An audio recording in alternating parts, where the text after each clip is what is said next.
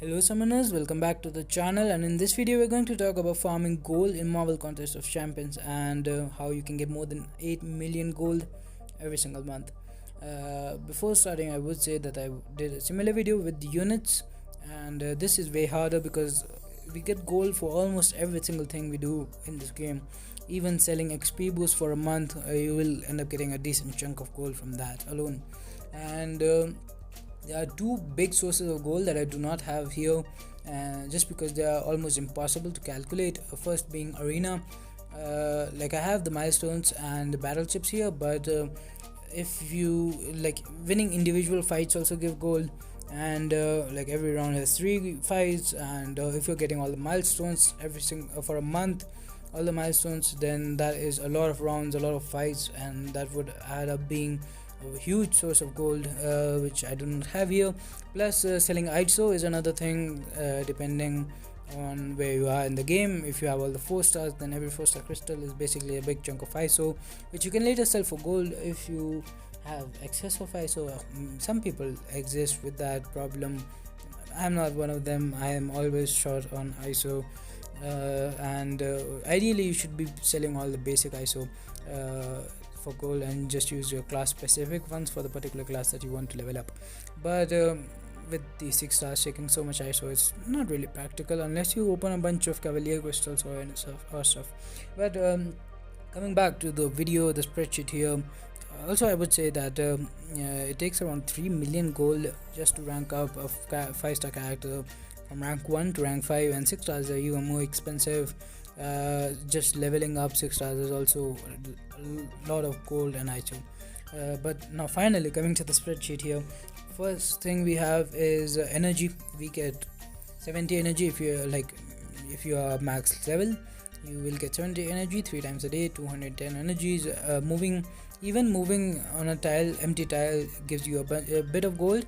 And if you win a fight in event quest, that's 500 golds around that. Winning a fight in story mode gives you around 300 gold, I believe. So I've averaged out to 300 because like some quests they have 1 energy per tile, 2 energy per tile as well. We have some side event quests which are sometimes like 0 energy, and we also get some energy refills around the month. So I've taken 300 as average and multiplied that. It gives 630,000 gold a month, probably more. And then the event quest uncollected gives 43,000 almost. Master is around 36,000. Heroic 28,000 gold. Then the biggest source of gold, like if you are short on gold, you should not be missing out on this. Incursions are the best source of gold, and the only other game mode which can come even close to this is arena.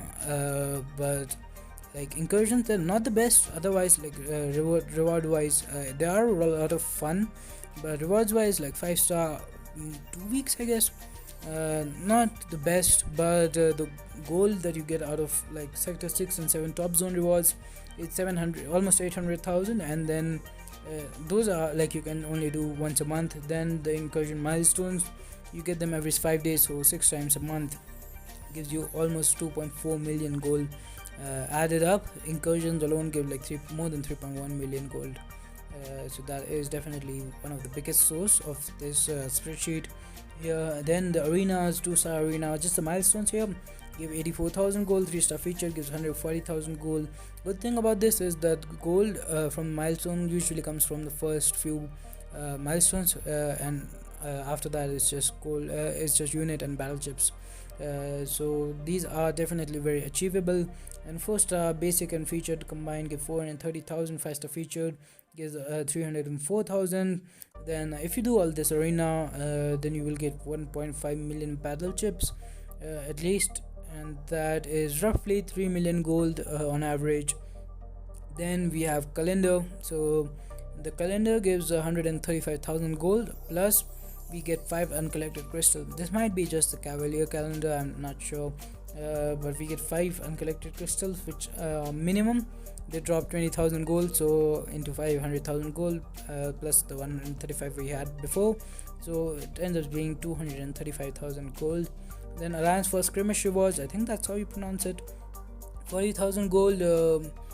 I'd say that's average. It depends on your attacker and defender kills. If you're backup, maybe you get a bit less, and I'd say the average is around 40,000, so that ends up being 480,000 gold. Then the solo events here, I'm not counting the event quest completion one.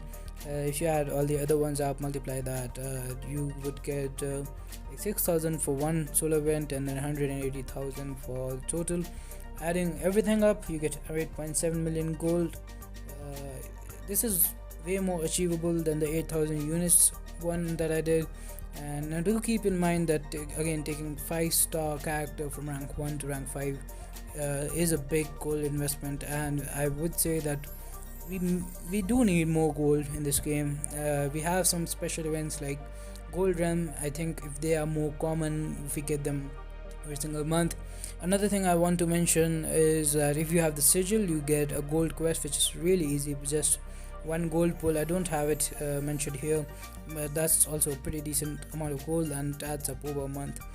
So that's pretty much it for this one. Thanks for watching. Have a nice day. Subscribe to the channel. I'm super close to 400, so that would be a huge help. And stay safe. Thank you and bye bye.